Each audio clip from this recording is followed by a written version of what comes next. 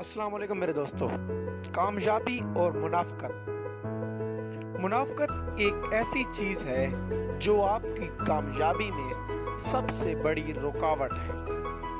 اگر آپ کسی منزل یا کسی مقام پر پہنچنا چاہتے ہیں تو آپ کو سب سے پہلے منافقت کو ختم کرنا ہوگا، کیونکہ حضور صلی اللہ علیہ وآلہ وسلم نے فرمایا ہے کہ قیامت کے دن بدترین لوگ انہیں پاؤں گا جن کے دو چہرے ہوں گے، جو کبھی ایک چہرے سے آتے ہیں اور کبھی دوسرے چہرے سے۔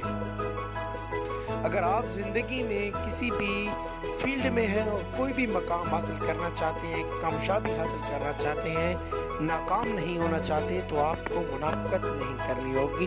آپ کو مخلص، سچا اور ایماندار بننا ہوگا، تبھی آپ ایک کامیاب انسان بن سکتے ہیں۔